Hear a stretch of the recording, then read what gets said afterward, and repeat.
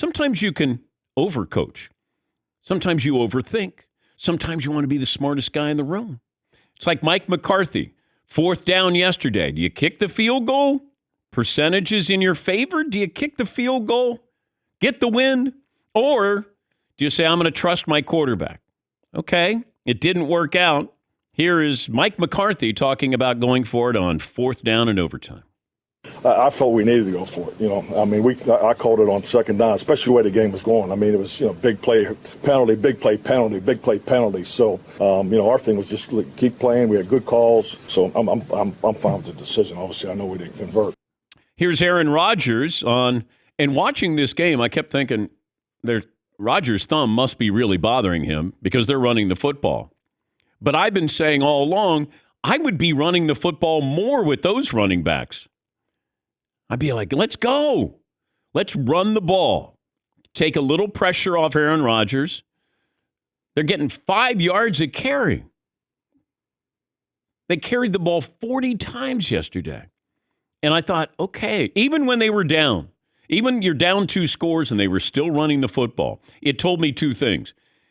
Rodgers' thumb, but they also believe that they can run the football. Because then Rodgers started throwing the ball. He only threw it 20 times, but he was economical there. Here's Rodgers talking about what was happening during the game. A lot of the battles that we face are between I, between the person that can go out there and dominate and knows that they can, and the little voice in your head that tries to knock you off of that confident perch you're on. So happy that I knocked that voice back into hell and had a good performance today. Aaron, what's the voice tell you? Aaron, can you tell me how's the voice sound?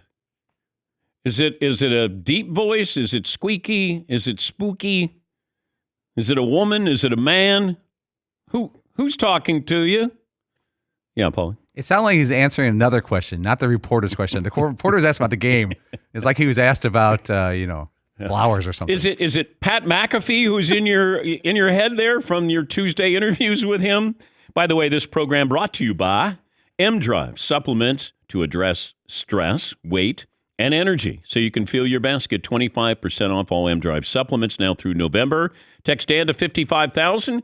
Go into the holidays feeling good with a home field advantage. Text Dan to 55000. Message and data rates may apply. Yes, Paulie? In the Cowboys-Packers game, I think it's Greg Olson was the analyst, and he said one way to take Micah Parsons out of the game is to run the ball right down the middle of the field because that takes away his speed. It makes him a tackler or a power guy. Yeah. Micah Parsons had no quarterback pressures, no quarterback sacks. He did not make contact with the quarterback yesterday. And they've done that before with great defensive players, and it sounds like it's counterproductive. It's illogical. How do you take a guy out, take away some of his strengths? You run at him. You're like, why would you run at him? Well, if I run at him, that means he doesn't have that makeup speed. First guy I ever heard an analyst talk about that way was Alan Page with the Purple People Eaters. And you would run at him because he had such great makeup speed for a defensive lineman. Now I'd taken that away. And it felt like they were saying, all right, let's see what you got, Micah, because we're coming right at you. And they did it. And Christian Watson, 2nd-round pick, looked great, been through a lot, dropped the first pass thrown to him this year, injured. Then all of a sudden you go, oh, okay. And listening to Greg Olson, who did a great job in the game, he's like, there was nothing fancy about the touchdown. One of the last touchdown, he just ran away from the Cowboys secondary. It was like, see ya. Rodgers hit him, and that was a big, big game.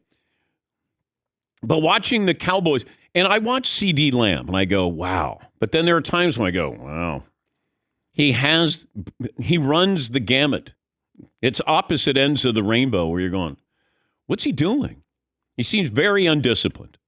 Seems very, very athletic.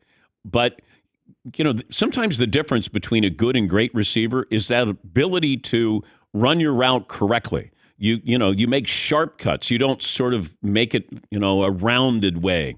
And you got to know the right way to go. Do I go in front of the defensive back? Do I go behind the defensive back? Felt like he and Dak Prescott weren't on the same page. But, it's Dallas. Now you're going to hear I got to go out and get OBJ now. You don't have to. You could have won the game. You should have won the game. You could have won easily, it felt like. You allowed Green Bay to stay, and you had stupid mistakes. Yes, Eden. Yeah, it feels like CeeDee Lamb, he's clearly a star, but there could be a little more crispness to some things. Maybe a little more toughness, too. It feels like maybe that some of the other 88s should maybe give him a ring and be like, hey, buddy. Okay. Because he's this close to being an absolute superstar. An 88-vention. An 88-vention. But sometimes you're already a star before you've earned your... Like Ben Simmons, to me, it feels like, I'm a star. You got to kind of stay there up there in the galaxy. Your star's starting to fall, and you're like, I'm still a star. No, you're not. Like CeeDee Lamb is like a rock star already. You know what I mean? Or like a model or something. But it's like, no, but dude, you're also famous because you're an awesome football player too. Yeah, Marv. Yeah, like the game doesn't recognize the name, or the name doesn't recognize the game. You guys know what I'm saying? Game knows game. Exactly. Like Ben Simmons, he doesn't garner play-wise the recognition that he gets. And I think that's the same thing with CeeDee Lamb. Maybe he's a Cowboy. Oh, well, that, of course, goes along. You're even better than what you should be when you're a Cowboy. And he's 88 on the Cowboys. Yes. You're supposed to be great. And look, it's just one of those games where you felt like Green Bay is at home and you're allowing them to stay in the game. And I didn't know how banged up Rodgers was, but he had some big plays when they needed to, and they're still alive.